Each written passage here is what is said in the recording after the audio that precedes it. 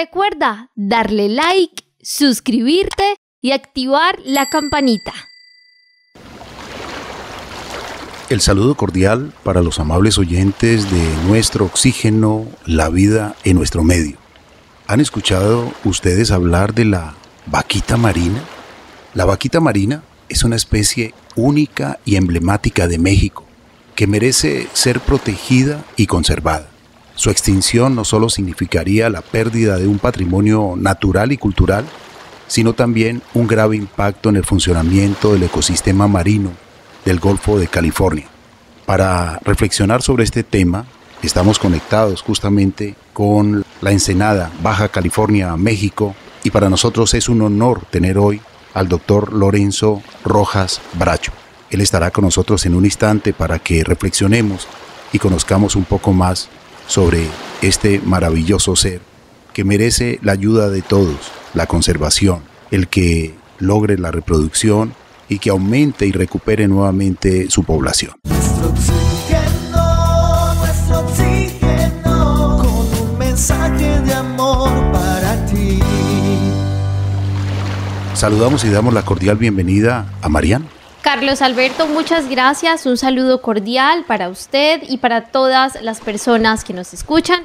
Hoy nos acompaña el doctor Lorenzo Rojas Bracho, es actualmente el Senior Expert en el programa de ballenas de Ocean Wise en Vancouver, Canadá. Previamente, él estuvo en el programa de las Naciones Unidas para el Desarrollo de la Sinergia en la Comisión Nacional de Áreas Naturales Protegidas, Ensenada de México, y la mayor parte de su trabajo profesional se ha centrado en la investigación de la conservación de la vaquita marina, principalmente mediante la formación de grupos de trabajo con investigadores que tienen diferentes antecedentes y experiencia y otras partes interesadas en el Alto Golfo y la conservación de la vaquita.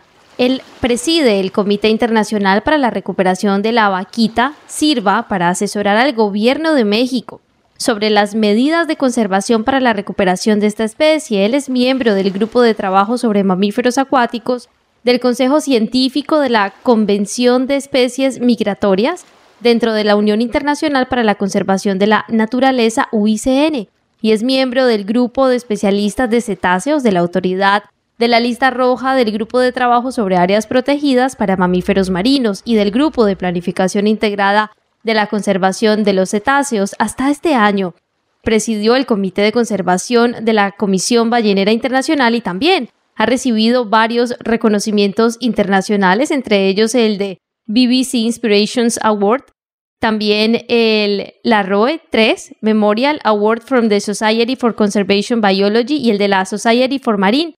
Y también él ha sido ponente e invitado a muchísimos congresos y reuniones en diferentes países del mundo con este propósito, el de la conservación. Qué honor tener hoy al doctor Lorenzo Rojas Bracho. Saludamos a Juliet para que reciba a nuestro invitado. Muchísimas gracias, Carlos Alberto. Un cordial saludo para usted, para Marian y todos nuestros amigos y oyentes del programa Nuestro Oxígeno. Qué interesante el día de hoy dedicarle este programa a las vaquitas marinas. Y es que las vaquitas de mar son los cetáceos más pequeños de todo el planeta, pertenecen a la familia de las marsopas. Las técnicas de pesca intensiva y las redes han diezmado su población en los últimos años. La marsopa mexicana, como la conocen algunos, habita principalmente en el Mar de Cortés y el Golfo de California, en Baja California, México. La vaquita de mar entró en riesgo de extinción ya en el año 1997, puesto que en 1996 ya solo quedaban 567 ejemplares en libertad.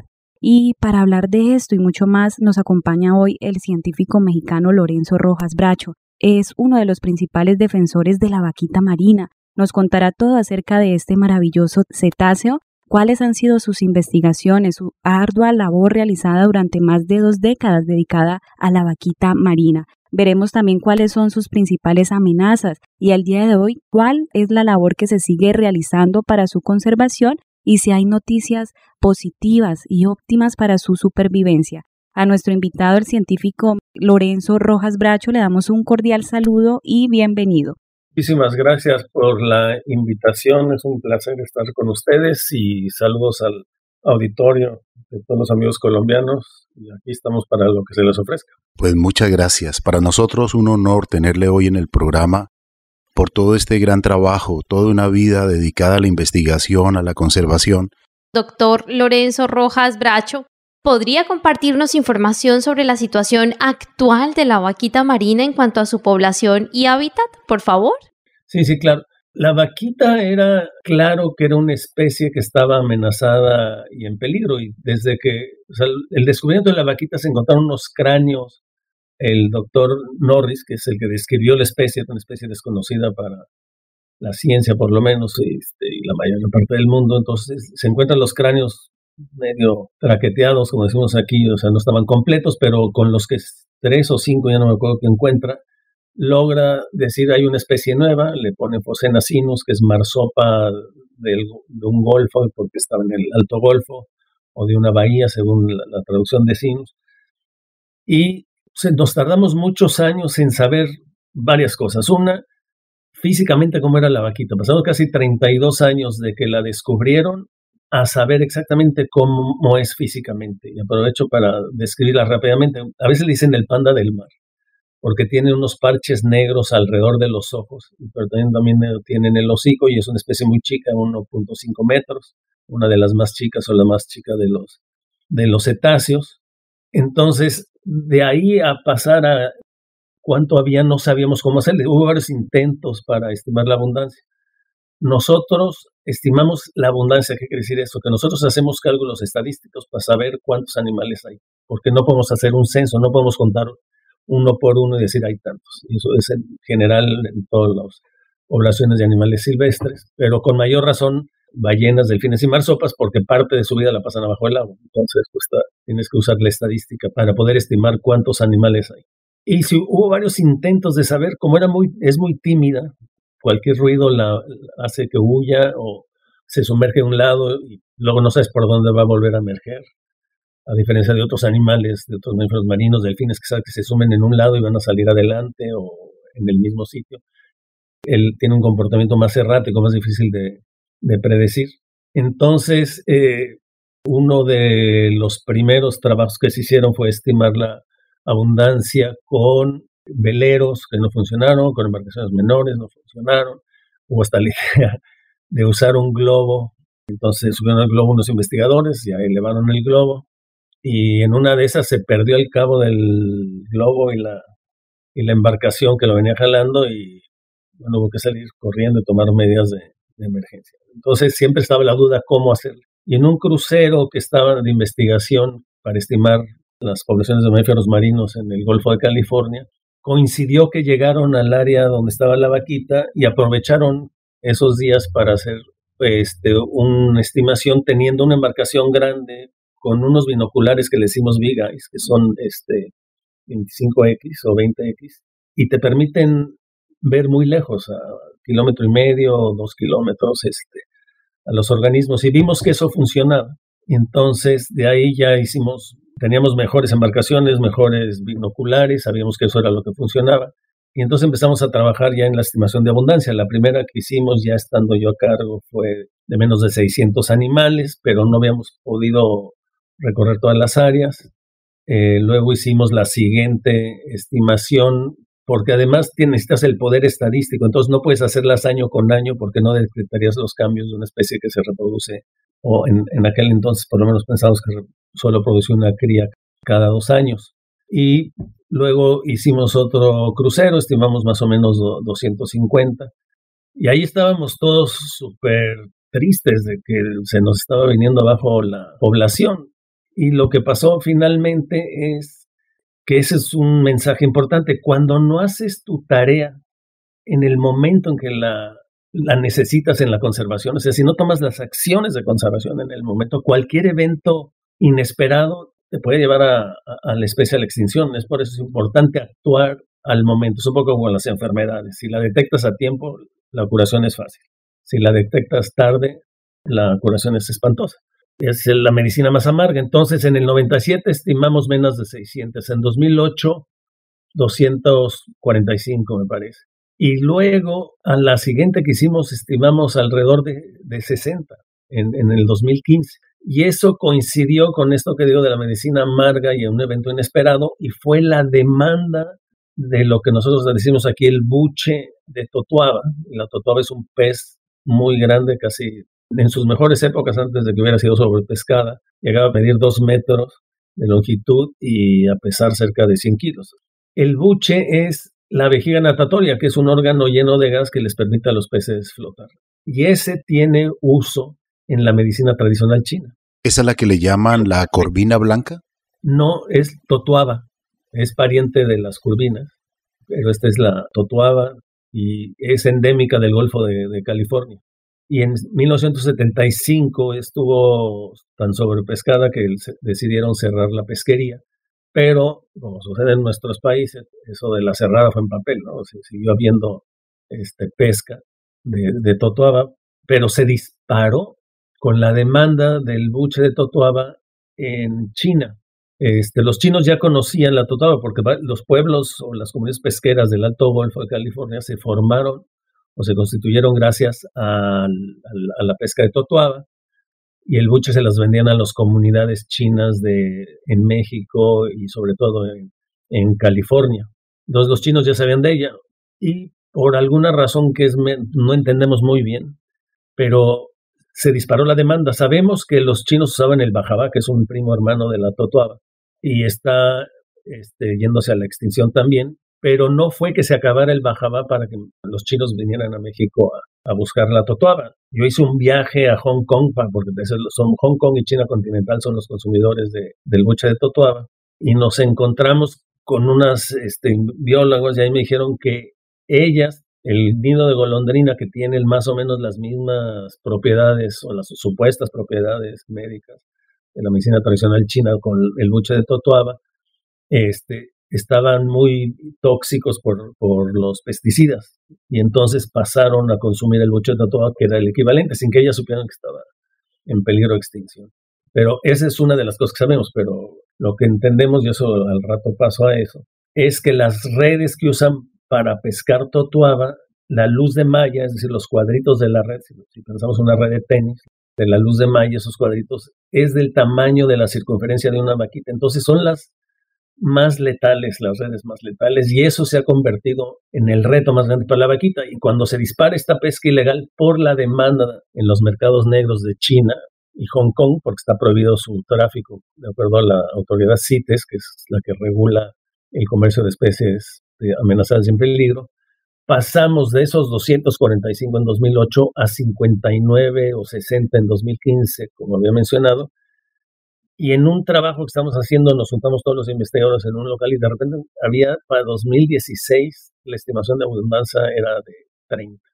Entonces ahí fue el golpe brutal, que pasáramos de 606 individuos de repente a 30 en 2016, y pues esa es una caída de la población más o menos de 95% al año, o sea que estamos perdiendo más o menos la mitad de la población de 2015 para acá, año con año.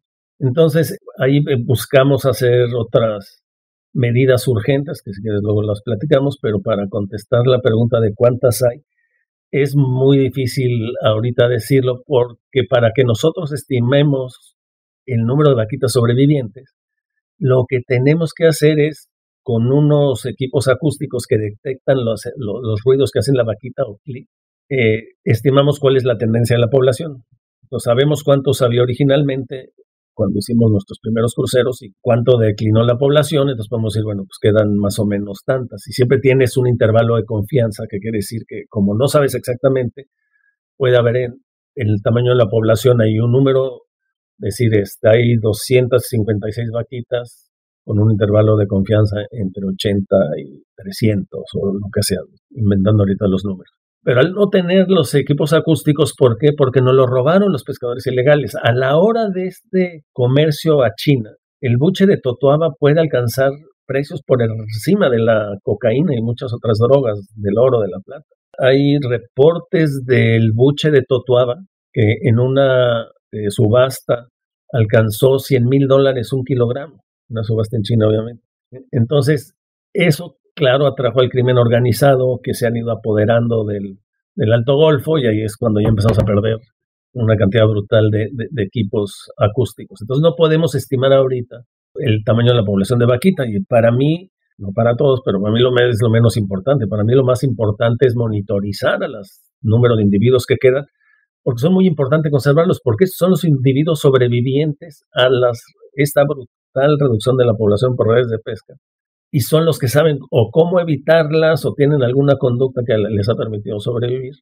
También coincide que a lo mejor en alguna de nuestras estimaciones tenemos un número que es el tamaño mínimo de la población. Lo teníamos mal y había más de lo que habíamos calculado, pero por lo menos sí creemos que estos animales han sobrevivido, porque en las pocas ocasiones que te puedes acercar, que es muy difícil, se les ven cicatrices de redes, entonces se enmallaron y pudieron zafarse, quién sabe cómo. Entonces es importante que estos son los organismos que han sobrevivido y hay que cuidarlos. Eso para mí es más importante. Entonces ahora usamos otra técnica que no es la mejor, pero es la que podemos usar, que se llama licitación de expertos. Y un ejemplo rápido puede ser, imagínense que tienen ustedes ahí un puente antiguo de la época de los romanos y no hay planos de él. Y entonces la autoridad quiere saber si el puente se va a caer o no con el tráfico que hay. Entonces llamas un grupo de ingenieros expertos que, aunque no tengan los planos, pues revisan el puente y cada quien puede dar una opinión. Alguien va a decir, pues por aquí puede pasar tráfico pesado, otro dirá no, semipesado, otro dirá no, nada de tráfico pesado, solo tráfico ligero. Entonces esas diferentes opiniones juntas a los ingenieros, lo discutes y luego construyes una distribución de probabilidad para que tú le puedas decir al gobierno, pues después de juntarse con los expertos, hay una probabilidad de tanto por ciento que se caiga el puente con tráfico pesado y hay una probabilidad de tanto por ciento que se caiga con tráfico ligero, y ya la autoridad decidirá qué hace. Entonces no puedes decir el número, solo puedes decir, bueno, más o menos por aquí es lo que los expertos consideran. Por eso se llama licitación de expertos. Y es lo mejor que tenemos bajo las condiciones en las que estamos. El crucero que acaba de terminar, el crucero de investigación, apoyado por el Gobierno de México y Sea Shepherd Conservation Society, la estimación media para el número de vaquitas avistadas en 16 avistamientos, que es la primera vez que tenemos 16 avistamientos, siempre tenemos mucho menos, ahorita podemos explicar por qué, fue de 10.6, y aquí viene el intervalo de confianza, digamos, con una probabilidad del 76% de que haya entre 8 y 13 vaquitas, ¿no? Y puedes decir con un 65% de que hubiera al menos 10. Ahora bien, estos resultados son muy importantes porque son muy parecidos a los que tuvimos en 2019 y en el 2021, de 11 y 13. Entonces, por lo menos sabemos ahorita, o sospechamos, porque tampoco lo podemos asegurar, que la población de vaquita más o menos se ha mantenido estable. Por lo menos no ha venido disminuyendo de la mitad de la población cada año, ¿no? Ya no habría vaquitas. Hay estudios que indican que bajó en 45%, no que esté disminuyendo a 45%, sino 45% menos. Pero eso todavía lo estamos trabajando, ¿no?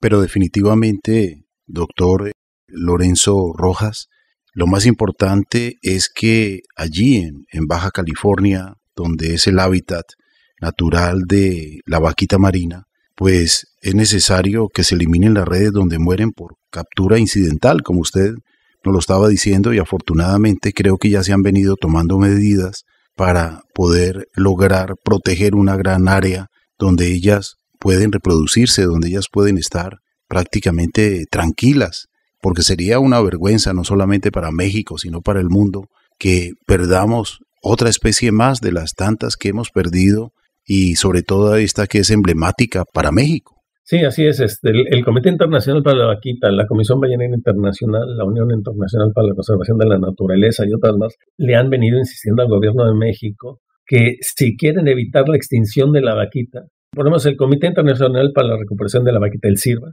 lleva décadas diciéndole al gobierno de México, si quieres evitar la extinción de la vaquita, necesitas tomar varios pasos. O sea, reducir la mortalidad a cero implica eliminar, como bien dices, las redes agalleras y de enmalle. Para poderlas eliminar, pues necesitas desarrollar artes de pesca alternativas, antes modificar las embarcaciones que se usan allá, que son de fibra de vidrio y motor fuera de bordo. Ese es, para mí, el tendón de Aquiles, y ha sido donde más ha fallado el gobierno de México, en particular la autoridad pesquera, que creo que no le interesa mucho conservar a la vaquita. También tienes que desarrollar alternativas sociales y económicas para la población, Y lo importante aquí es que lo hagas en conjunto con las comunidades pesqueras. Y luego la ley en papel, como casi en todos nuestros países de Latinoamérica, pues está muy bien en papel, pero no se implementa apropiadamente. Entonces, claro, ese sería lo ideal, que hubiera todas estas medidas y se cumplieran a puntillas. México no ha hecho un buen trabajo en eso, ninguna administración, todas se han quedado cortas, aunque ha habido planes para decir que van a eliminar las redes agalleras de enmalle. Y de hecho eso no es nuevo. Antes de que yo llegara en la Comisión Ballenera a principios de los 90, México anunció que ya habían eliminado la pesca comercial con redes en el Alto Golfo y habían decomisado todas las redes totoaveras, cosa que no fue cierta. O sea, México y esa delegación por lo menos le mintió a un organismo internacional dando noticias falsas, ¿no? Entonces, ese es un déjà vu, estamos en las mismas. Estamos con la pesca de totoaba como estábamos en esa época, que la Comisión Ballenera había hecho la recomendación de México que se eliminara la pesca de totoaba y que se controlara el tráfico ilegal de esta especie, o que se eliminara el tráfico ilegal. ¿Qué desafíos adicionales enfrentan los esfuerzos de conservación de la vaquita marina hoy en día? Creo que son dos cosas, me gustaría retomarlas. Una es lo que mencionaron ahorita, es para que cualquier programa de conservación tenga éxito, necesitas el apoyo de la opinión pública. Para tener una opinión pública crítica y favorable, pues necesitamos los medios de comunicación como ustedes. Ese debe ser siempre una parte de la estrategia de conservación, y yo he dicho, cualquier programa de investigación y conservación debe tener un grupo que se dedique a las comunicaciones. Quiero resaltarle y darle las gracias por hacer este programa, porque donde sea del mundo es importante que se sepa esta historia para evitar que se repita. Ahora bien, el problema central ha sido que ninguna autoridad pesquera ha querido eliminar las redes agalleras y de enmalle. Y eso hasta la fecha. Aunque ellos digan que hay artes de pesca alternativas, aún no las hay. No hay una sola familia que viva de las artes de pesca alternativas, a pesar de que están varias opciones que lo único que necesitan es pulirse en el Alto Golfo. O sea, se diseñaron, se probaron en estanques de flujo donde puedes mimetizar las corrientes y ver que también se comportan las redes bajo diferentes circunstancias. El otro punto que hay que resaltar, y también lo dijeron antes de salir a la pausa, es que la conservación es de todos. Todos los actores que están metidos en el problema tienen que participar en la conservación. Si uno no lo hace, es como el ejemplo de una manzana podrida pudrir a las demás. Y ese es donde estamos con términos de las artes de pesca alternativos. O sea, hay manera de salir a pescar con artes que no maten vaquitas. Y eso, por la razón que sea, no se ha hecho. Inclusive Naciones Unidas le lanzó a México unas recomendaciones diciendo la autoridad pesquera en México no hace su chamba, no están involucrados en la conservación, y si no se involucran ellos, que es un problema pesquero porque se mueven redes de pesca las vaquitas, es difícil avanzar. Sin embargo, hay grupos independientes, uno de pescadores en particular, Pesca ABC, que han venido desarrollando artes de pesca alternativos y han venido también modificando unas que tenía el gobierno. Entonces, ese es uno de los retos que tenemos ahorita. El reto brutal son estas redes totoaveras, que dije que son de las más letales para la vaquita. Y como está metido el crimen organizado, es muy complicado ahora. O sea, dejaron avanzar el problema a tal grado. Ahorita el crimen organizado de China y de México se encarga del tráfico de totoaba. Entonces, la gobernanza es importante recuperarla en esa zona, porque sabemos que a menor gobernanza, mayor pesca ilegal, y eso sucede en muchos lugares del mundo. Entonces, ese es el otro reto, pero repito, están ahí las redes de pesca, y eso hay que controlarlo, y tiene que ser con el concurso de todos los países, porque el tráfico del buche de totoaba no se da nada más entre México, Estados Unidos y China. Hay un reporte no recuerdo si son 18 países, 22 ciudades en 18 países. Entonces, CITES es lo que puede. Eso es muy importante. Recapitulo esto que acabo de decir, ¿no? La conservación no va a funcionar si no es prioridad para todos los actores. Para la vaquita está llegando tarde, pero bueno, ahí vamos. Entonces, de lo que me preguntas de los grandes éxitos de conservación, sí tenemos muy buenas noticias, ¿no? Una de ellas es en el año pasado nos invitaron a hacer unas reuniones con la Armada de México, que decían que tenían una idea para la conservación de la vaquita. Y entonces, pues ya llegó a la Armada y nos dijo que su idea era habían visto un documental me parece que era de Greenpeace, donde en alguna región del mundo echaban rocas para evitar que entraran las redes de arrastre, que es una red que seguro tienen en Colombia, que son barcos de mediano calado y van arrastrando la red y van sacando camarón o otras especies. Entonces la Armada nos dijo, ¿por qué no hacemos eso? Entonces dijimos, bueno, porque lo que está matando a las vaquitas realmente no son las redes de arrastre, necesitamos modificar estas piedras. Y la Armada dijo, pues tenemos unos bloques de concreto. Y un colega mío, Armando Jaramillo, dijo, bueno, pues hay que ponerles unos ganchos de 3 metros de altura y los sembramos en el área de tolerancia cero, que es un área bastante chica de 12 por 20 kilómetros. Entonces dice, si los ponemos ahí, a lo mejor evitamos que los pescadores ilegales se metan porque van a perder la red a la hora que se enganche en estos dispositivos antirredes. Y después de varias discusiones, bueno, se instalaron 193 de estos dispositivos en toda esta zona de tolerancia cero. Y ha sido la maravilla. En este último crucero no vieron embarcaciones dentro, excepto los que pescan almejas que no usan redes. Pero no hubo redes agalleras metidas en el agua. Y eso creo que también hizo la diferencia para hacer una mejor estimación del número mínimo de vaquitas que viven. Los números que les di no es una estimación del tamaño de la población, sino el número mínimo de vaquitas que hay o que fueron avistadas en ese crucero. Entonces disminuyó, digamos, 99% la pesca ilegal. Hay ONGs que se están dando el crédito, que hacen muy buen trabajo, pero realmente antes de los ganchos había pesca ilegal adentro, después de los dispositivos estos ya no hay pesca ilegal. Entonces esa es la mejor noticia porque es el área de tolerancia cero, es donde mayor concentración de vaquitas tenemos, donde tenemos las mayores detecciones acústicas, donde tenemos las mayores detecciones visuales. Doctor Lorenzo, ¿y nos puede profundizar un poco más sobre cómo son esos monitoreos y esas investigaciones y esos planes para lograr la supervivencia de la vaquita marina? ¿Cuáles otras estrategias también han funcionado y qué panorama tenemos al día de hoy en cuanto a evitar su extinción? Sí, mira, déjame termino con esta parte de lo que estamos haciendo para la conservación y ahorita me paso a cómo monitorizamos la población, pero entonces es una buena noticia que no haya en la zona de mayor concentración de vaquitas, que haya redes agalleras y de malla, pero otra es que este grupo de pescadores de pesca ABC hicieron una encuesta y encontraron que el 85% de los pescadores no usan artes de pesca alternativas, entonces ellos ofrecieron entrenar a varios, con la buena noticia de que algunos de ellos lograron capturar 3.5 toneladas durante noviembre a marzo, que es más o menos lo que capturas con una red agallera. Entonces, ¿qué quiere decir eso? Que hay artes de pesca alternativas que pueden capturar. La otra muy buena noticia es que utilizaron métodos para pescar escama, porque las otras son solo para camarón, y le hacen un tratamiento que es de origen japonés al producto. Una vez que los subes a la panga, los matas con una aguja en el cerebro a los peces y los pones a que se desangren en frío, sufren menos, tienes mejor manejo del producto, y lograron, en el mercado normal ese producto hubiera costado como 270,000 pesos. Con esta técnica de manejo de los peces y con artes de pesca alternativas obtuvieron 630 y tantos mil pesos, 633,000 pesos. Entonces esa es una buena noticia, hay artes de pesca, hay pescadores que la saben usar.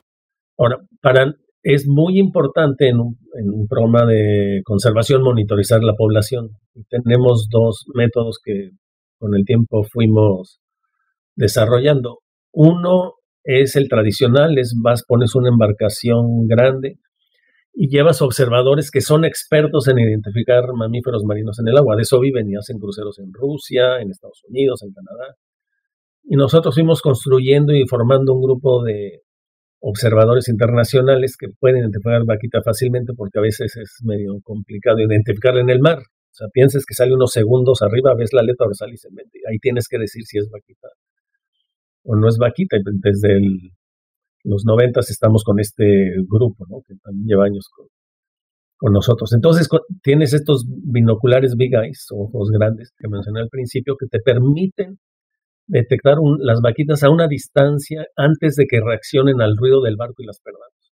Y entonces tú vas caminando con el barco o navegando con el barco, siguiendo unos transectos, haces unas líneas para ser sistemático en cómo vas a a contar el número de vaquitas que vean para poder posteriormente hacer un análisis estadístico y decir cuántas hay. Entonces ese es el método visual, básicamente. Y luego lo compaginamos o lo complementamos con el método acústico. Y son unos detectores acústicos, unos tubos que desarrollaron en Inglaterra. Y nosotros, para escoger los mejores, invitamos a japoneses, ingleses, americanos que han desarrollado estas tecnologías y las probamos todas y vimos cuál era la que mejor funcionaba para la vaquita. Y es una inglesa de un médico que se jubiló y se dedicó a hacer equipo. Entonces, Nick Treganza. Y ese es el que usamos. Eso no puede distinguir una vaquita de otra. Podemos saber si hay distintas vaquitas cerca, pero lo que nos permite eso, y es lo que mencionaba antes, es estimar la tendencia de la población. Y ahí les doy un ejemplo. Vamos a suponer que estamos ahí en su estudio y metes una cantidad de gente y empiezas a aplaudir y tienes un aplaudómetro para ver cuánto aplauso hay. No puedes decir quién aplaudió, quién no aplaudió, pero puedes decir el ruido del aplaudómetro me dice que es esto. Luego sacas a la mitad de los que están aplaudiendo y vuelves a medir y vas a decir, la intensidad y la distribución del ruido bajó a la mitad. Más o menos hacemos eso con vaquita. Estos equipos nos van diciendo, y lo hemos probado, que son más o menos proporcionales al número de vaquitas que estén emitiendo ruido. Repito, no nos permiten contar el número de vaquitas, pero sí nos permiten ver cuál es la tendencia de la población. Si sabemos que había 600 en tal año, y que la población bajó 58% o 38% en un año, pues podemos estimar cuántas vaquitas sobreviven. Ahora, el problema que hemos tenido es que al haber esta mafia o crimen organizado, nos roban los equipos acústicos. Entonces, por eso ya no hemos podido hacer una estimación de cuántas vaquitas sobreviven, porque al no tener estos equipos, pues ya no podemos obtener los datos que veníamos obteniendo durante varios años. Entonces, estas son las dos métodos, así explicados sencillamente, de cómo monitorizamos a las poblaciones de vaquita, y son las que se usan generalmente para delfines de río también ahí en Colombia o en cualquier lugar del mundo. Y han probado ser bastante efectivas, y en particular la combinación que hemos hecho nosotros, a medida que tu población se empieza a disminuir, más difícil es hacer una estimación de abundancia, y más difícil o más grande va a ser tu intervalo de confianza. O sea, si fuera muy abundante la vaquita, podrías tener un intervalo de confianza, digamos, entre 5,000 y 6,000. Pero al irse reduciendo, pues ya pues, tu intervalo de confianza puede ser de 10 a 21. Pero es parte del problema que tenemos, usar la mejor estadística posible, que sí hemos logrado integrar estadísticos muy buenos, tanto de México como del Reino Unido, de Estados Unidos. Por eso ahorita lo único que vamos a hacer es estimar el número de vaquitas avistadas, y si quieres el ejemplo va a otro. Cuando vas en el barco, solo navegamos la zona de tolerancia cero, porque salirnos afuera nos enfrentaría con los pescadores ilegales con sus redes. Entonces, cuando vas en esta zona de tolerancia cero, tú no sabes si la vaquita que viste a las 6 de la mañana es la misma que viste a las 10 de la mañana o a las 5 de la tarde. Entonces, el tratamiento estadístico que hacemos de licitación de expertos solo dice que la probabilidad de que sea la misma, que sea una diferente vaquita. Y entonces, por eso lo que decimos ahorita no es una estimación del tamaño de la población, sino del número de vaquitas avistadas, que sería equivalente al número mínimo de vaquitas que hay en el Alto Golfo. Entonces, eso lo usamos combinando métodos acústicos y visuales. En este caso, el método acústico más bien lo usamos para que nos digan los expertos en acústica dónde están las vaquitas, y entonces llevamos el barco a esa zona y hacemos lo posible. No es muy fácil fotoidentificar a las vaquitas. Tienen marcas o cicatrices en las aletas dorsales, y si te llegas a acercar, que no es fácil, dices, mira, este es el individuo A o el B, o una marca aquí y el otro tiene una muesca acá, son diferentes. Eso es bastante difícil, aunque en este crucero pasado, que tuvimos muy buenos días sin viento, que es el enemigo principal para estudiar vaquitas, tantito que haya rizos en el agua, ya no podemos buscar vaquitas, tiene que estar casi plano el mar, ¿no? Como plano. Entonces, el equipo acústico solo nos dice dónde hay vaquitas y va el barco para allá, y si hay buen clima, que ahora tuvimos 16 días, comparados con otros cruceros que tenemos 4 o 5 días durante 2 o 3 semanas. No sé si más o menos queda claro. Está eso, luego la parte genética, que es obtener muestras de piel de vaquitas enmalladas, que también los artículos recientes que hemos publicado sobre genética indican que no está condenada a la extinción genéticamente la vaquita. O sea, el riesgo de endogamia, de que haya genes letales que se expresen en la población, la vaquita ya purgó esos genes letales. Entonces, mientras haya por lo menos 10 vaquitas, hay una amplia posibilidad de que se recupere la población si dejamos de matar. ¿En la reproducción cómo es de las vaquitas? Esa es una buena pregunta. Siempre habíamos considerado que producen una cría cada 2 años, pero siempre nos cuestionamos por qué, aunque esa era la información científica que había en ese momento, de acuerdo al número de vaquitas enmayadas. En primavera, como en muchas especies, sucede la cópula, luego 11 meses de gestión, y hasta la fecha no tenemos estimaciones de edad de los individuos entre recién nacidos y adultos. ¿No? O sea, tenemos estimaciones de la edad de 0 a 3 años y luego de 6 a 21. Entonces, eso es lo que sabemos de la vaquita y que entonces se pueden reproducir. Los cetáceos son muy, muy inteligentes, los delfines, las ballenas. Usted es especialista en ellos. ¿Es verdad que las vaquitas están sobreviviendo también gracias a que aprenden a evitar las redes responsables de que la especie se encuentre en peligro de extinción? Sí, bueno, esa es una hipótesis de que las vaquitas puedan, son las sobrevivientes, por eso son muy valiosas, son las que han podido evitar las redes, o si se enmayan, se zafan. Te digo, vimos algunas cicatrices en vaquitas vivas que parecen de redes. Bueno, esta a lo mejor se enmayó y la liberaron, ¿no? Ya ahorita se liberó, pero el caso es que estas siguen ahí y la población no se ha venido para abajo. Entonces, algo quiere decir que estas tienen alguna habilidad, y hay un término en pesquerías para describir una evolución, muy microevolución, en la que rápido aprenden a evitar el riesgo, ¿no? Entonces, con las vaquitas, pues sí es eso. Y estas vaquitas, pues, creíamos que pusieron una cría cada 2 años, pues, de un estudio que hicimos recientemente, que vimos una madre con cría en 2017 y en 2018 la volvimos a ver esa madre, pero con otra cría. Entonces creemos que pueden tener la capacidad de producir crías anualmente y eso evidentemente nos ayudaría a que se recupere más rápido la población. Doctor Lorenzo Rojas Bracho, como última pregunta, ¿qué pueden hacer nuestros oyentes? ¿Qué podemos hacer nosotros desde nuestros hogares, desde la acción para contribuir a la conservación de la vaquita marina y también de muchas especies que enfrentan la extinción? Bueno, el factor de riesgo que más afecta no solo a la vaquita, sino a todos los mamíferos marinos a nivel internacional, sobre todo los costeros, es morirse enmayado en redes agalleras y de enmalle, ¿no?